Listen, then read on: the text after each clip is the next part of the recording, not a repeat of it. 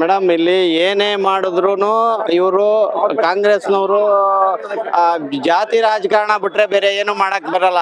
ಇವತ್ತು ಈಗ್ಲೂ ಮೀಸಲಾತಿ ಅಂತ ಮಾಡಿದ್ದಾರೆ, ಬೆಲಗೈ ಎಡಗೈ ಬಲಗೈ ಅಂತ ಅವ್ರಿಗೆ ತಂದಿಡಕ್ ನೋಡ್ತಿದ್ದಾರೆ. ಇಂಥ ಒಂದು ರಾಜಕೀಯ ಪಕ್ಷ ಈ ದೇಶದಲ್ಲಿದ್ರೆ ಅದಕ್ಕೆ ಹಿಂದೂಗಳಿಗೆಲ್ಲ ಯಾರಿಗೂ ಒಳ್ಳೇದಾಗಲ್ಲ ಅನ್ನೋದು ನಮ್ಮ ಭಾವನೆ.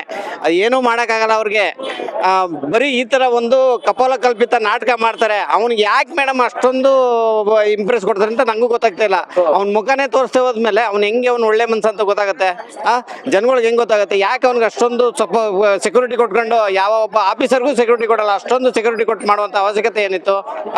ಬುರ್ಡೆನ ಎಲ್ಲೋ ತಂದ್ಬಿಟ್ಟು ಎಲ್ಲೋ ಮಾಡ್ಬಿಟ್ಟು ಬುರ್ಡೆ ಸಿಕ್ಕಿದೆ ಅಂತ ಹೇಳೋದಕ್ಕೆ ಅದಕ್ಕೆ ಅವಶ್ಯಕತೆ ಇದೆಯಾ? ಇಂಥದೆಲ್ಲಾನು ಆದಷ್ಟು ಬೇಗ ಮುಕ್ತಿಗೊಳಿಸಿ ಹಿಂದೂಗಳಿಗೆ ಒಳ್ಳೇದು ಮಾಡ್ಕೊಡ್ಬೇಕು ಅನ್ನೋದೇ ನಮ್ಮ ಭಾವನೆ ಮೇಡಮ್. ಹಿಂದೂ ಸನಾತನ ಧರ್ಮ ಯಾವತ್ತೂ ಸಾಯಲ್ಲ. ಜನ ಇರೋ ತನಕ, ಹಿಂದೂಗಳು ಇರೋ ತನಕ ಅಲ್ಲ, ಪ್ರಪಂಚ ಇರೋ ತನಕನೂ ಸನಾತನ ಧರ್ಮ ಹಂಗೆ ಇರ್ತದೆ. ಅದನ್ನ ಏನು ಮಾಡೋಕ್ಕಾಗಲ್ಲ ಯಾರ ಕೈಲೂ.